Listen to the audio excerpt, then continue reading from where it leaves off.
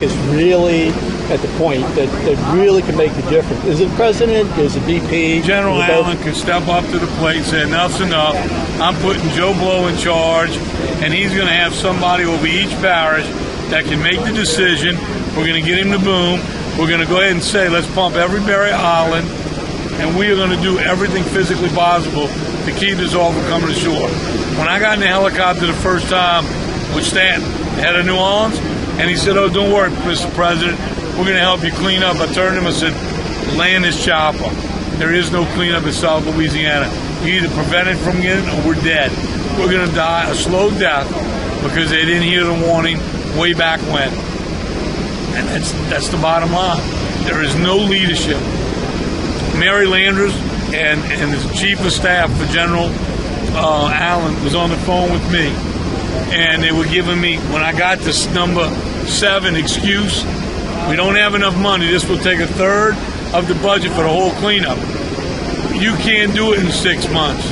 Well, I want to know what expert has more detailed information than the people who've been doing dredging for 30 years that say we can do it in 4 to 6 months. Who's the person that told you that? This is Mary Landers and General Allen's executive aide from Washington. And about 10 minutes into the conference call, said, you know, we need leaders in this emergency. There's no leaders on this telephone call. You have given me excuse after excuse after excuse. Did you actually say that? I told him that. And I said, so I'm going to hang up now because you're not giving me anything useful to save my parish. Good night. And I hung up on him. And then she called back and said, you know, you told the press about that. That was a confidential discussion. Bullshit. That was a cop-out and an excuse. And there is no confidential. I get paid with public money, so does she. The only time there should be any conversation through this whole thing that's confidential if it puts life of property or people at risk. Other than that, transparency. Everybody should know everything going on. That's what's wrong with the process. There's too many secrets. Nobody can tell me they are holding up the project. They got to have a name. Give me somebody to put my hands around their neck. What would you tell your people in your parish right now? We're trying. We're trying, but we got a brick wall in front of us. If they would have said, Billy, do what you need to do, and we'll support you. That's what the United States is supposed to do.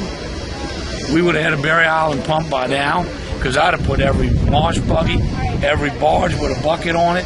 We'd have built a Barry Island. Trees would be growing by now. I guarantee you. We'd have protected it, and we'd have had 89% of us all outside, not in the marsh. It's going to cost 50 times what we estimated it would have spent. But what the hell is an emergency permit if they got to tear it? We spent 2 weeks putting it together. Something stinks. They were told to hold that permit out for some reason. Colonel Lee worked too hard to help us. He was excited for the first 2 weeks. When he walked into that airport on Monday evening, there was a different man. He didn't even look me in the eye. Well, we got a lot of things to look at. Well, what? A lot of procedures. Well, what are those procedures? Well, a lot of them.